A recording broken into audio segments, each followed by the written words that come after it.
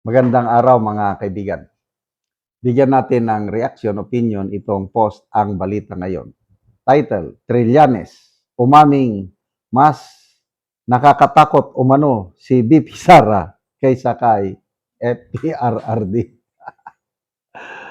Nagbigay ng pahayag si dating Senador Antonio Trillanes kaugnay sa posibilidad ng mas mataas na posisyon ni BP Sara sa hinaharap. Iginit na maaari umano itong magdulot ng mas seryosong pangamba kumpara sa pamumuno ng kanyang ama. Sa isang panayam, inilarawan ni Trillanes ang posibleng senaryo bilang Duterte 2.0 na aniya ay maaring mas matindi kaysa sa naunang administrasyon ni dating Pangulong Rodrigo Duterte. Ito ang payag ni Trillanes. We have already seen Duterte Part 1. Duterte 2.0 under Sara Duterte could be even worse because of her temperament. Sara Duterte is basically digong without the sense of humor and a shorter fuse. Wala daw palabiro si BP Sara. Madali daw magalit. Kaya mas delikado si BP Sara kung maging presidente ito. Salamat naman at inaamin nila na ibang-iba itong si BP Sara natin. Mismo ang tatay niya, si Tatay Digong natin, sa isang speech, I don't know kung saan yun, basta nagkalat yung video na yun. Bantayan nyo yung bayhana na, maldita na. Hindi ko kaya yan, Inday Sara, maldita. Oh. So, totoo, yung sinasabi ni Trillanes. Kaya lang, yung pagiging maldita ni BP Sara is positive ang dating. Hindi yung kasi magmaldita ka na nakakasama sa kapwa mo, masama yun. Ang kay BP Sara, yung tapang niya is for the good. Pag, example, yung kanyang chief of staff noon, si Atty. Elayca Lopez, ginigipit na nila kung anong panggigipit. Kaya doon, ipinakita niya yung tapang niya, pagkamaldita niya. Kaya doon niya sinabi yung kanyang grave threat ko, no? Pag nagurgur ako, gugurgurin ko rin kayo. Mayroon akong nakontak na manggurgur sa inyo, nanlilisik yung mata niya. Yun ang tapang na kailangan natin. Ano pa yung mga tapang niya? Yung maldita niya, yung sheriff. I think that was the first time na nakita ko ang isang Mayor Sara. Tandang-tanda ko yung buhok niya, parang gupit lalaki. Tumbuyin ang dating niya. Saan ang sheriff? Nandun. Nung lumapit yung sheriff. Yung suntok niya, suntok babae. Kasi kung lalaki, either suntok mo straight, straight, or uppercut, or ano ba yun? Hook! Ano? Hindi, ganun siya. Na sa politika ito, na love at first sight ako kay Mayor Inday Sara yung okasyon na yun. Sabi ko, ito ang kailangan. Mula noon, tinututukan ko na siya. Yung kanyang ginagawa. Kasi nga, doon ako na-attract sa tapang niya, pagkamaldita niya yung sinuntok o I don't know anong sinapak niya yung sheriff. Kaya hanggang ngayon, ipinapakita niya kung galit. Hindi siya yung plastic, hindi siya yung ipokrita. Ano ba yung okasyon no? I think New Year ba yun or Christmas? Tinatanong ng media sa kanya kung anong greetings mo, anong mensahe mo kay PBBM. Ayoko nga magbigay. Kung i-greet ko siya, hindi naman siya magbabago. Sabi niya, Merry Christmas ba o Happy New Year? Ayoko. Basta kung galit ako. Pagkamaldita talaga. Ganyan ang kailangan sa leadership.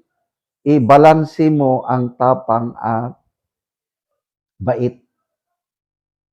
Kaya itong presidente natin ngayon, sabi ni Senator Lacson, sobrang bait ang Pangulo. Kaya inaabuso siya ng mga nakapalibot sa kanya. And I agree. Kailangan ng Pangulo ng bastonero.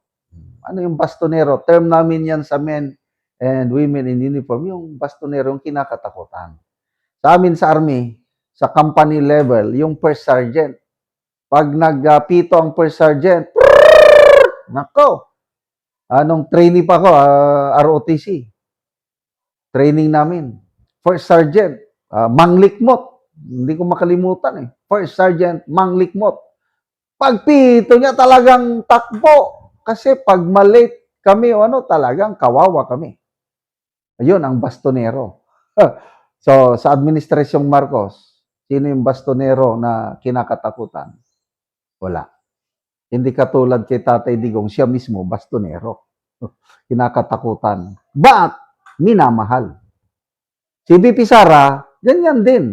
Nabalanse yung takot at respeto at pagsunod. So, humanda kayo. Duterte 2.0, it's just a matter of 2 years na lang. Uupo ang isang matapang, ngunit mapagmahal na Pangulo ng Bansa, VP Sara. At itong si Trillanes, nagsabi na siya, pag natalo si Risa Ontiveros ang kanyang manok, maninirahan na daw siya sa Amerika. So, well and good. Tama, agree ako yung sinasabi ni Congressman Edgar Erese. In Duterte presidency, only 2 scenarios will prevail. Makukulong sila, itong mga magnanakaw, or mag-i-exile. Sige.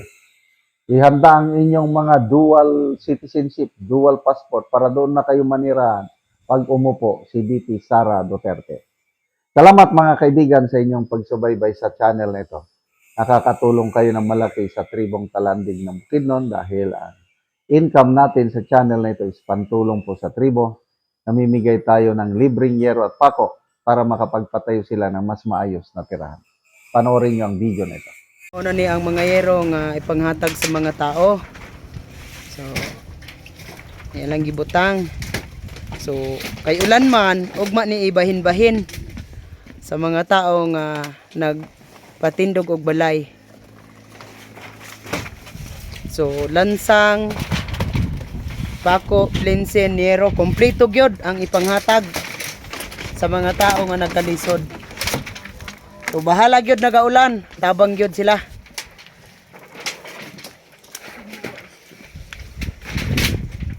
Kay dinhi sa among lugar, dagan gyud nga pags dala ulan.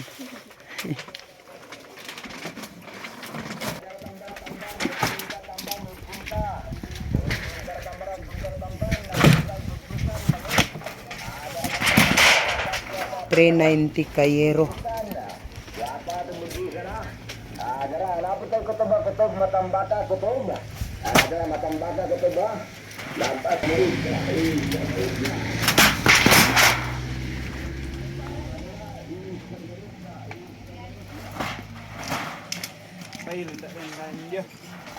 Ha?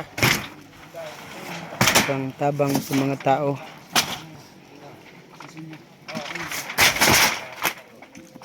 Nga mga daot na ang ilang balay. Marami.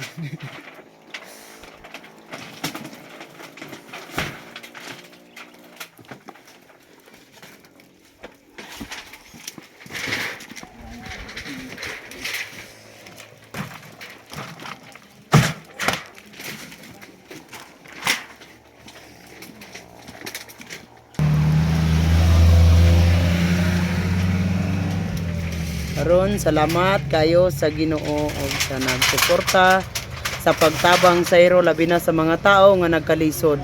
So makabalay na gyud sila tungod sa tabang. Hinaot nga magpadayon ang inyong tabang sa mga tao nga nagkalisod.